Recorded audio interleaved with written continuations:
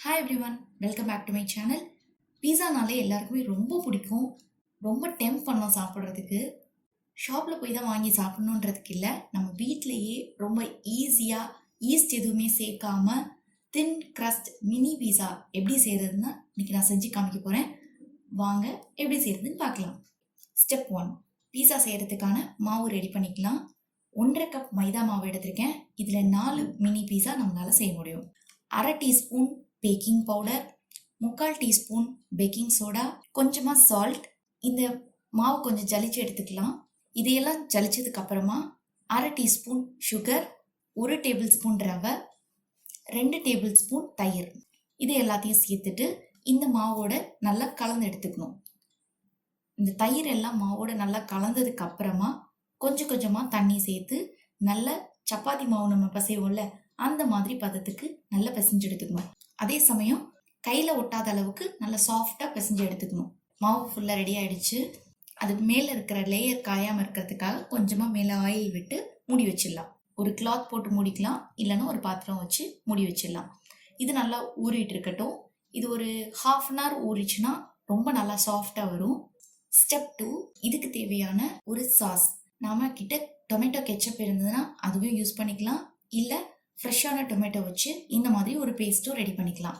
அந்த paste ready பண்ணுறதுக்காக pan heat பண்ணிவிட்டு 1 டீஸ்பூன் ஆயில் சேர்த்துருக்கேன், 2 பல் பூண்டு, அடுத்தது 2 காஞ்ச மிளகா சேர்த்துருக்கேன். உங்கள் காரத்துக்கு தகுந்த அளவுக்கு நீங்கள் கூட்டிக்கலாம். காஷ்மீரி ரெட் சில்லி சேர்த்திங்கன்னா இன்னும் கலர் நல்லாயிருக்கும். என்கிட்ட இல்லை, அதனால் நான் இது நார்மல் ரெட் சில்லி தான் சேர்த்துருக்கேன். 2 தக்காளி பழத்தை சின்ன சின்னதாக கட் பண்ணி எடுத்திருக்கேன். 2 தக்காளி பழம் சேர்க்குறோன்னா 1/2 வெங்காயம் கரெக்டாக இருக்கும். பெரிய வெங்காயத்தில் 1/2 வெங்காயம் சேர்த்துருக்கேன். இதுக்கு தேவையான சால்ட்டும் கொஞ்சம் சேர்த்துக்கலாம். இந்த தக்காளி கொஞ்சம் நல்லா வதங்கினதுக்கு அப்புறமா ஸ்டவ் ஆஃப் பண்ணிவிட்டு ஹீட் ஃபுல்லாக ரெடியூஸ் ஆனதுக்கு அப்புறமா கொரப்பான பேஸ்ட்டாக அரைச்சி எடுத்துக்கணும். இது ஒரு பக்கம் இருக்கட்டும். அடுத்தது 1/2 அன் ஹவர் ஆயிடுச்சு. இப்போ நம்ம பீஸா ரெடி பண்ண போகிறோம். பீஸாக்கு மேலே டாப்பிங்ஸ் போடுறதுக்கு தேவையான வெஜிடபிள்ஸ், உங்களுக்கு ப்ரிஃபரபிளான வெஜிடபிள்ஸ் எல்லாத்தையும் கட் பண்ணி எடுத்து வச்சுக்கோங்க. மாவு இப்போ ஓப்பன் பண்ணி பார்த்தாச்சு. செம்ம சாஃப்டாக வந்திருக்கு. 4 உருண்டையாக உருட்டி எடுத்துக்கிறேன். அடுத்தது கொஞ்சமாக மாவு கீழே தூவிட்டு இந்த மாதிரி கை வச்சே ப்ரெஸ் பண்ணி விட்டுடலாம். ஒரு நல்ல ரவுண்ட் ஷேப் வந்ததுக்கு அப்புறமா ஓரங்களில் அமுத்திட்டே வரணும். அப்படின்னா அந்த ஓரங்கள் எல்லாம் கொஞ்சம் தின்னாக வரும். சப்பாத்தி அளவுக்கு தின்னாக வேண்டாம், அதை விட கொஞ்சம் திக்காக செஞ்சுக்கலாம். அதில் அந்த பேஸ்ட் உள்ளே இறங்கணுன்றதுக்காக ஃபோக் வச்சு அங்கங்கே ஹோல்ஸ் போட்டு வச்சுக்கலாம். இந்த பீஸா செய்கிறதுக்கான ஒரு பேனில் கொஞ்சமாக பட்டர் சேர்த்துருக்கேன். ஆயில்னாலும் நீங்கள் சேர்த்துக்கலாம். இதில் 2 பக்கமும் நல்ல ஒரு கோல்டன் ப்ரௌன் கலர் வர்ற அளவுக்கு டோஸ்ட் பண்ணி எடுத்துக்கலாம். டோஸ்ட் பண்ணிவிட்டு எந்த பக்கம் நம்ம ஹோல்ஸ் போட்டு வச்சுருக்கோமோ அந்த பக்கத்தில் அந்த டொமேட்டோ பேஸ்ட்டை ஃபஸ்ட்டு ஸ்ப்ரெட் பண்ணிவிட்டு அடுத்தது அதுக்கு மேலே சீஸ் போட்டுட்டாலும் சரி, இல்லை வெஜிடபிள்ஸ் போட்டுட்டு மேலே சீஸ் போட்டுனாலும் சரி, அது நம்மளோட சாய்ஸ் தான். இதில் நான் தக்காளி, கேப்சிகம் அண்ட் வேக வச்சு எடுத்து வச்சுருக்க ஸ்வீட் கார்ன், இந்த 3 இன்றைக்கி நான் சேர்த்துருக்கேன். இதுக்கு மேலே நான் சீஸ் போட்டுக்கிறேன். சீஸ் போட்டாச்சு. சீஸ் போட்டதுக்கப்புறமா மூடி வச்சு வேக வச்சுக்கலாம். ஒரு 2 மினிட்ஸில் இது குக் ஆகிடும். சீஸோட ஸ்மெல் அப்படியே வெளியில் அந்த ரூம் ஃபுல்லாக அப்படியே சூப்பராக இருக்கும். அதுலேயே உங்களுக்கு தெரிஞ்சிடும் இது குக் ஆகிடுச்சுன்னு சொல்லிட்டு. மேலே கொஞ்சமாக சில்லி ஃப்ளேக்ஸ் தூவிட்டு சர்வ் பண்ணிடலாம். நம்மளோட பீஸா ரெடி ஆகிடுச்சு. வாங்க சாப்பிட போகலாம். அங்கே அது ரெடி ஆகிட்டாரு சாப்பிட்றதுக்கு. இன்னைக்கு பீஸா சாப்பிட்டுட்டு அது என்ன சொல்கிறான்னு பார்க்கலாம்.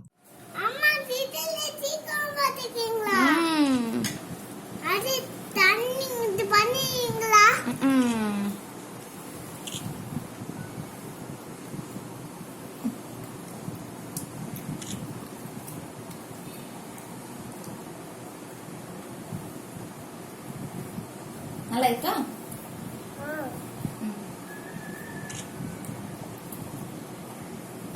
டொமேட்டோ அது போட்டுட்டீங்களா? கேப்சிகம் போட்டுட்டீங்களா?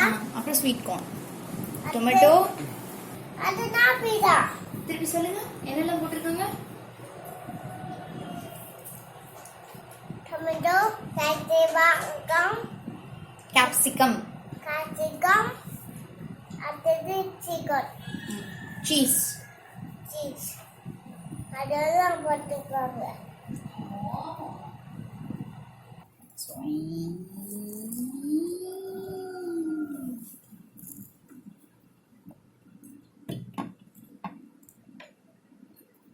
சிக்கன் மட்டும் பீஸா சாப்பிடணும். ஃபுல்லத்தையும் சாப்பிடணும்.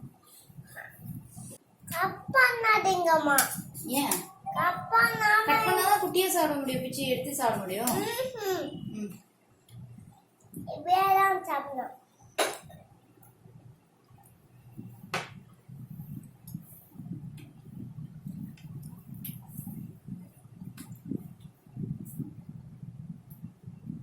டொமேட்டோ எல்லாம் சேர்த்து சாப்பிடணும். டொமேட்டோ, கேப்சிகம் சேர்த்து சாப்பிட்டா தான் நல்லா இருக்கும்.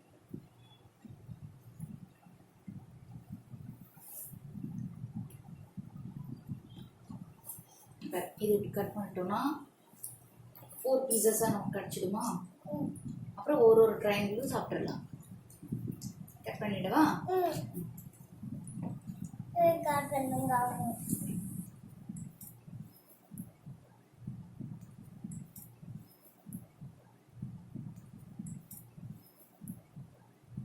தெரியுதா? அப்பா கொஞ்சம் இது பண்ணி அப்பா சரிச்சு கட். உங்களுக்கும் வேணுமா? சரி. இப்படியா? ஆ இல்லை, நான் இந்த இந்த இந்த இந்த இது தெரியுதுக்கா. தெரியுது.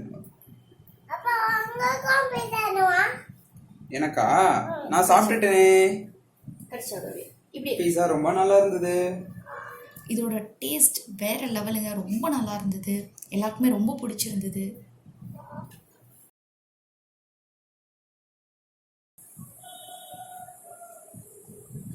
சரி, சாப்பிடு சாப்பிடு சாப்பிடு. உனக்கு எப்படி பிடிக்குதோ அது.